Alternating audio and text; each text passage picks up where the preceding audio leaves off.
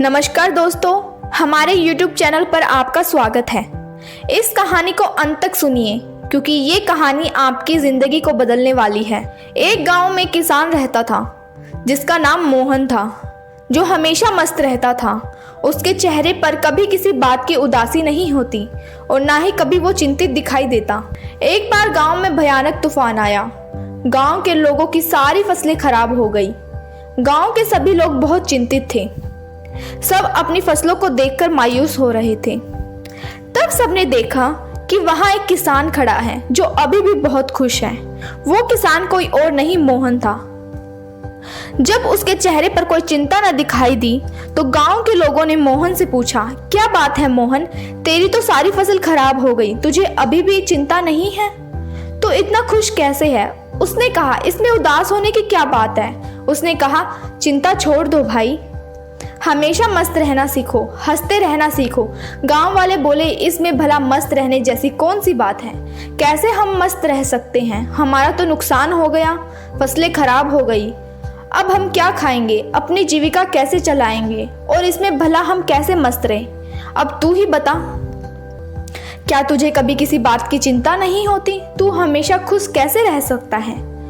उसने कहा, अरे भाई चिंता छोड़ो, मस्त रहना सीखो। उसने कहा, ठीक है, लेकिन मस्त रहने के पीछे कोई वजह भी होनी चाहिए, हमें तो चिंताएं हो जाती हैं। उसने कहा, हर चीज की चिंता, जिम्मेदारियों की चिंता, हमारे बच्चे हैं उनकी खुश रहने की चिंता, 15 साल के बाद उनकी लाइफ की चिंता, अब तो चिंता ही चिंता है।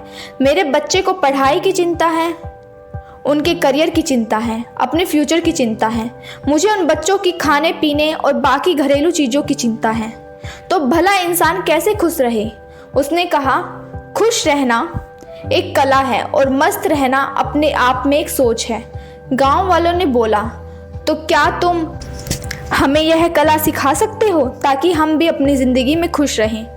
मोहन ने कहा, हाँ, मैं तुम्हें एक मज़ेदार कहानी सुनाता हूँ, ध्यान से सुनो।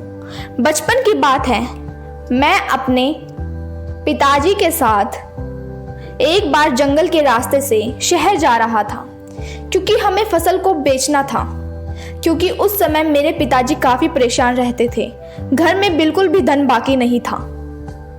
अब तो फसल को बेचना ही आखिरी हल था। जंगल जाते जाते शाम हो गई और जंगल में काफी अंधेरा हो गया, रास्ता तो दिख नहीं रहा था। उस दिन भी ऐसे ही आंधी आई थी।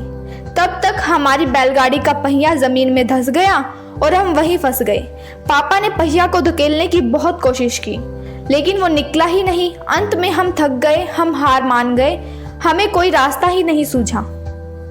अब हम भूख प्यास से परेशान होने लगे और हमें डर लगने लगा। मैंने पापा से कहा, पापा मुझे डर लग रहा है। पापा ने कहा, चिंता की कोई बात नहीं है, मैं तेरे साथ हूं ना, तू क्यों चिंता कर रहा है? लेकिन उनके कहने से मुझे कोई असर नहीं हुआ और मैं डरने लगा क्योंकि जंगल से बहुत आवाजें आ रही थी और वो जंगल बहुत ही वीरान था। पापा ने कहा, डरते नहीं। काफी प्रयास करने के बाद हमने फैसला लिया कि आज रात हम यही गुजारेंगे, सुबह जैसे होगी फिर से हम बैलगाड़ी को निकालने की कोशिश करेंगे, फिर देखते हैं क्या करना है। लेकिन बात सुबह की नहीं थी, बात यह थी कि आखिर अब रात को खाएंगे क्या, क्योंकि हमारे पास जितना भोजन था हमने रास्ते में खत्म कर दिया था। हम दोनों बैठकर कुछ सोच ही रहे थे, तभी एक कुटिया दिखाई दी जिसमें से प्रकाश की रोशनी आ रही थी। पापा ने बोला, तुम यहीं पर रुकना, आराम करो, मैं कुछ देखता हूँ, शायद कोई मदद के लिए उपाय मिल जाए। पापा फिर चले गए और मैं वहीं बैठ के डर के मारे रोने लगा। काफी देर बाद पापा एक महात्मा के साथ आते हुए दिखाई देते हैं। वह महात्मा बड़े ही दिव्य दिख रहे थे। फिर हम तीनों ने मिलकर जोर लगाया और बैलगाड़ी का पहिया उस गड्ढे से बाहर निकाल दिया और हमारी बैलगाड़ी बाहर निकल आई। पापा ने उस महात्मा को धन्यवाद किया। हम लोग आगे चल पड़े। उस महात्मा ने हमें कुछ खाने को भी दिया। मैंने पापा के हाथ से एक कागज लिया। मैंने पूछा, वह क्या है? लेकिन पापा ने उसके बारे में कुछ नहीं बताया। अब हम आगे चलने लगे। पापा ने बताया नहीं कि महात्मा ने पापा को हाथ में क्या दिया। मैंने फिर से पूछा, पापा हाथ में क्या है? उन्होंने बोला, कुछ नहीं है, यह तेरे काम की चीज नहीं है। धीरे धीरे काफी समय गुजर गया।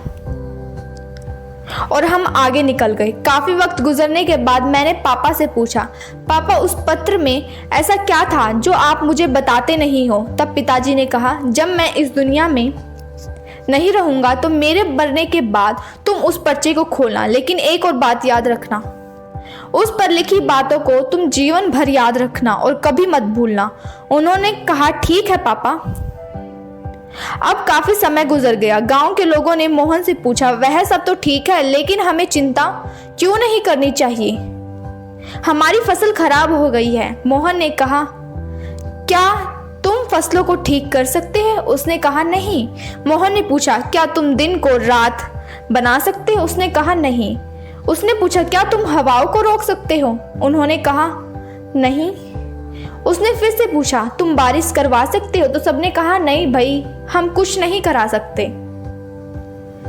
हम भगवान नहीं हैं। तो उसने कहा, जब तुम्हारे हाथ में कुछ है ही नहीं तो तुम भला चिंता करके क्या पाओगे? सारे किसान सोच में पड़ गए कि यार बात तो सही है, इसमें भला ज्यादा चिंता करके क्या हो जाएगा। तब मोहन ने कहा, जब हमारे हाथ में कुछ नहीं है तो फिर भी हम चिंता क्यों करेंगे? इसलिए मस्त रहना सीखो और मस्त रहने की आदत डालो, तभी तुम्हारे जीवन में खुशियां आएंगी। तब सब किसान ने कहा, लेकिन उस पत्र में ऐसा क्या लिखा था? तुमने अपने पिताजी के बाद उसे खोला नहीं? उसने कहा, हाँ, पिताजी के मरने के बाद जब मैं अनाथ हो गया था, कुछ भी अच्छा नहीं चल रहा था, मुझे कोई रास्ता ही नहीं दिखाई दे रहा था कि अब मैं क्या करूं, क्योंकि उस टाइम मेरे पास कोई रोजगार ही नहीं था। मैंने यह खेती काम इतने अच्छे से सीखा भी नहीं था। तभी मेरे दिमाग में आया कि उस पत्र को खोलकर देखूं, ऐसा उसमें क्या लिखा है। फिर मैंने उस पत्र को खोला तो मेरी आंखें खुली की खुली रह गई। सबने पूछा, ऐसा क्या था उस पत्र में? हमें भी बताओ। किसान ने कहा, पत्र में लिखा था कि यह वक्त भी गुजर जाएगा।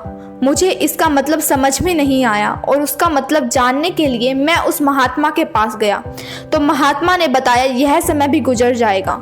मैंने कहा, यह तो ठीक है, आप तो वही बता रहे हैं जो इस पर्चे पर लिखा है, लेकिन इसका मतलब क्या है? महात्मा ने फिर से कहा, यह समय गुजर जाएगा। अब मुझे गुस्सा आया। मैंने फिर से पूछा, यह क्या मजाक है? मैं इसका मतलब पूछ रहा हूँ और आप मुझे इस पर्चे पर लिखी बात बार बार दोहराकर सुना रहे हैं। तब महात्मा ने कहा, तुम अभी परेशान और उदास हो, तुम्हें नहीं पता कि यह वक्त कैसा है और कैसे गुजरेगा। यह हालात ऐसे नहीं रहेंगे, कुछ समय बाद सब कुछ ठीक हो जाएगा, सब कुछ बदल जाएगा और यह परेशानियों के बादल हट जाएंगे। इसलिए इस बात को याद रखो, यह वक्त गुजर जाएगा। वक्त कभी नहीं रुकता, अच्छा बुरा चाहे जैसा भी हो, वक्त गुजर जाता है। तुमको चिंता करने की आवश्यकता नहीं है। तुम बस खुद को देखो, अपने हाथ को देखो, बस मेहनत करते रहो। धीरे धीरे वक्त जैसा भी होगा, समय बदल जाएगा। गौर से देखो, तुम्हारे हाथ में कुछ भी नहीं है। तुम बेमतलब फालतू की चिंता कर रहे हो, फालतू की मुश्किलों को और बढ़ा रहे हो जो किसी भी तरह से हल नहीं की जा सकती। वक्त अपने आप गुजरता है, इसलिए जो तुम्हारे हाथ में है उसकी चिंता ही करो। इंसान को चाहिए कि वो सब्र रखे, हर परिस्थिति में सब्र रखे, क्योंकि जिसके पास सब्र नहीं वो कभी चैन से जीवन जी ही नहीं सकता। चैन से जीवन जीने के लिए इंसान के अंदर सब्र का होना जरूरी है, और सब्र तभी आता है जब इंसान इस बात को याद रखेगा कि वक्त गुजर जाएगा। मैं इस बातों को जीवन भर के लिए याद करके रख लिया। अब जब भी कुछ बुरा होता है तो मैं हमेशा यही समझता हूँ कि ये वक्त भी गुजर जाएगा। चिंता करनी छोड़ दी है मैंने, अब मैं सिर्फ मेहनत पर ध्यान देता हूँ। जो मेरे हाथ में है ही नहीं उसकी चिंता करके भला मैं क्या करूँगा। इसलिए मैं अब मस्त रहता हूँ और लोगों से यही कहता हूँ कि मस्त रहो, ज़्यादा चिंता मत करो और ज़्यादा सोचो मत। जीवन चल रहा है, जीवन गुजर रहा है और जीवन गुजर जाएगा, बाकी बचा हुआ। मुझे उम्मीद है कि आपको ये कहानी पसंद आई होगी। इस वीडियो को लाइक कीजिएगा और ऐसी और कहानी सुनने के लिए हमारे चैनल को सब्सक्राइब भी कर दीजिएगा। Thank you.